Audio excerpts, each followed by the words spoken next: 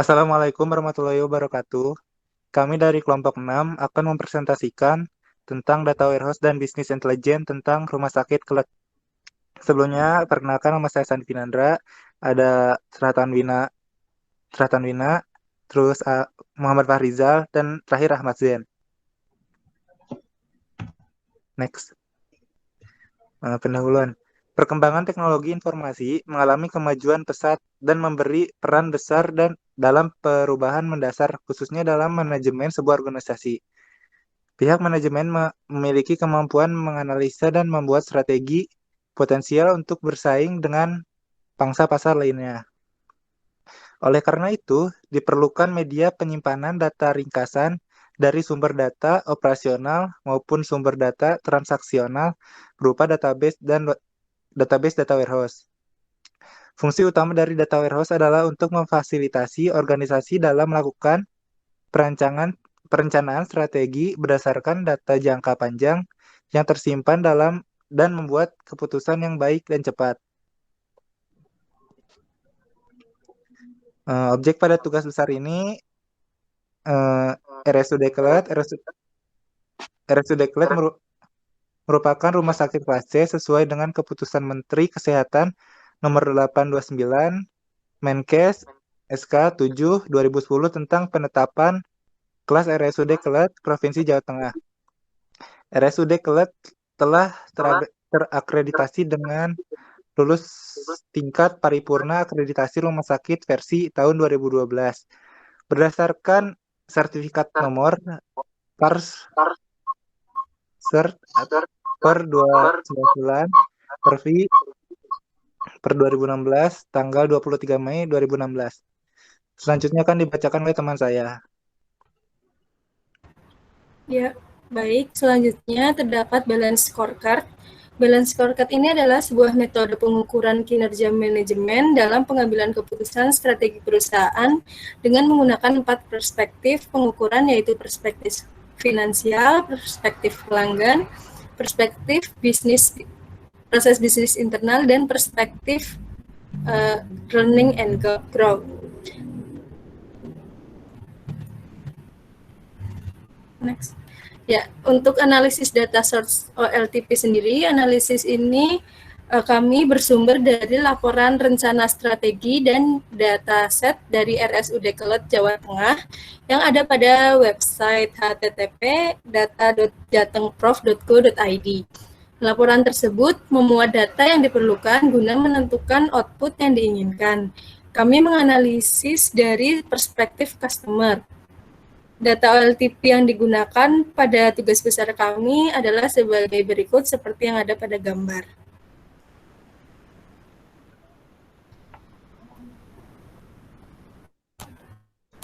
Selanjutnya akan dibacakan oleh teman saya, Pak Rizal.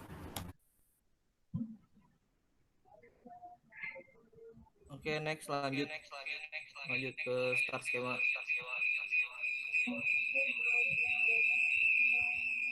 Di sini di start skema ini ada beberapa tabel dimensi dan fact table. Pertama itu ada dimensi kelas SDM, primary key-nya itu SDM, lalu atributnya ada nama, jabatan, status, pegawai. Lalu ada cakupan wilayah dengan primary key-nya yaitu ID wilayah dengan atribut kabupaten kecamatan.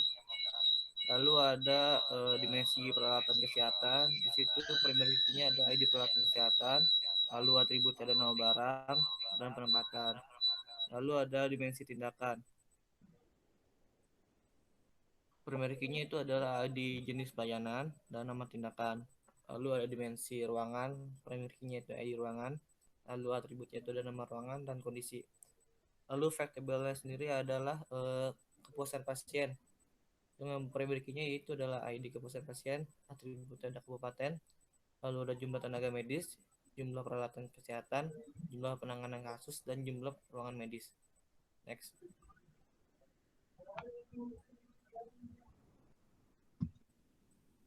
Next. Oke, lanjut ke desain data warehouse.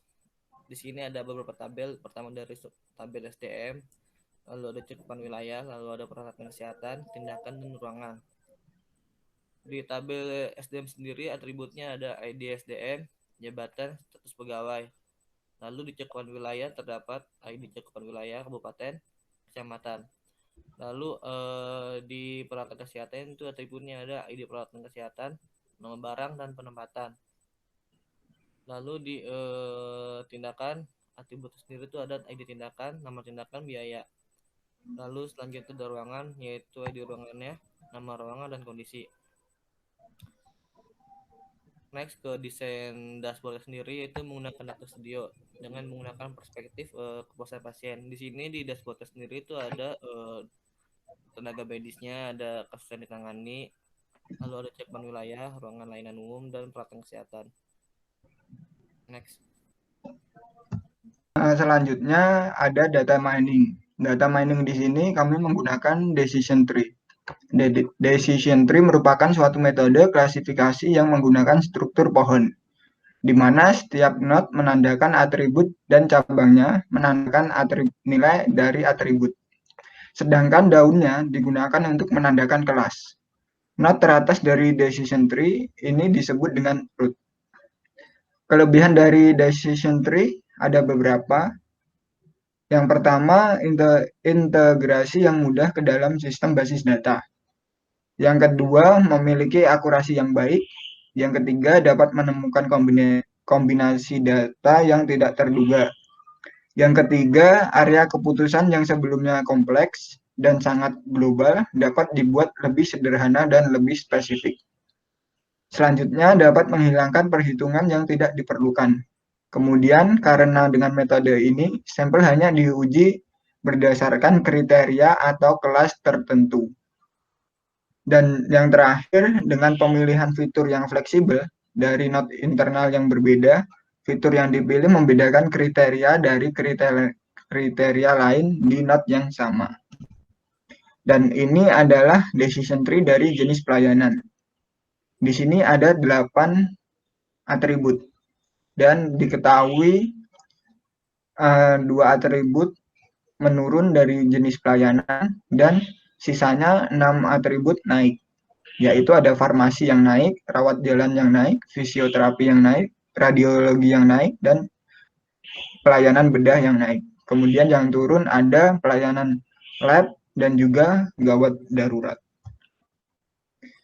Kemudian di pertumbuhan, decision tree pertumbuhan dalam persen. Di sini ada naik dan turun.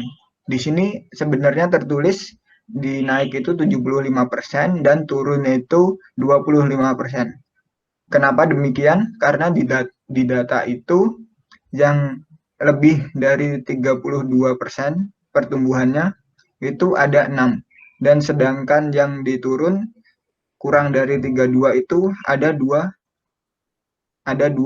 atribut yang turun.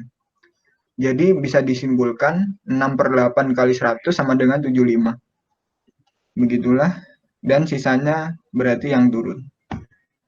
Kemudian ini hasil dari performance. Performance yang didapatkan akurasi mencapai 66,67%. Dengan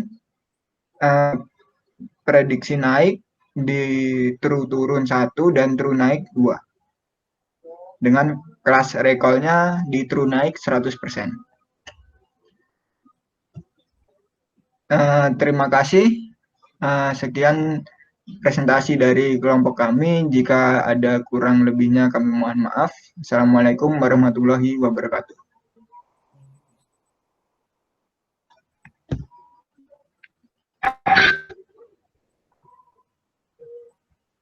Udah selesai.